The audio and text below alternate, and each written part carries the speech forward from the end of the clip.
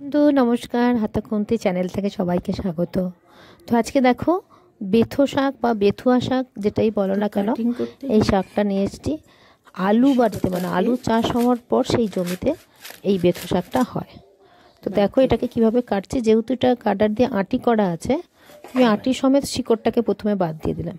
দিয়ে এবার অল্প অল্প করে হাতে তুলে নিয়ে সেটা একটু বেছে নিয়ে মানে হাতের মধ্যেই রেখে দেখে নিতে হবে অন্য ঘাস ঘুষ কী আছে, অন্য পাতা।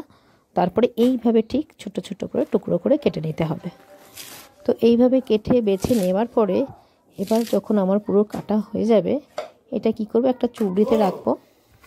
চুবড়িতে আমি সব বেথো শাকগুলো তুলে একটা চুবড়ির থেকে বড় সাইজের পাত্র নিতে হবে, যার মধ্যে এইগুলো থাকবে শাকগুলো রেখে এবার আমাকে দেখো কত নোংরা বেরিয়েছে, ঠিক এইভাবে রেখে আর ভর্তি করে সমান সমান জল দিয়ে দিতে হবে।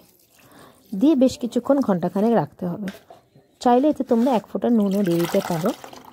কিছুটা নুন দিয়ে দিলে তাহলে নোংরা ময়লা বা যা আছে সেগুলো একদম নিচে তলায় পড়ে যাবে। ঠিক এইভাবে রাখার পরে দেখো 1 ঘন্টা রেখে দিয়েছি।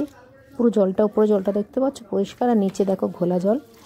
তো এবার আস্তে আস্তে এখান থেকে আমায় একটু শাকের জলটা ঝরিয়ে তুলে নিতে হবে ভাজার জন্য। ঠিক আমি কিভাবে করছি ঠিক দেখো, ঠিক এইভাবে ডুবিয়ে ডুবিয়ে ঠিক ছেঁকে ছেঁকে তুলে নিতে হবে। তো তোমরা এই শাক যারা জানো না কীভাবে কাটতে হয়, রান্না করতে হয়, তো তোমরা অবশ্যই এই ভিডিওটা দেখো এবং সবাইকে শেয়ার করে দিও। যারা বিগিনার্স, প্রথম নতুন সংসার করছে, তাদের জন্য ভীষণই উপকারে লাগবে। তো ওকে বন্ধু, শেয়ার আর সাবস্ক্রাইব করে দিও। টাটা।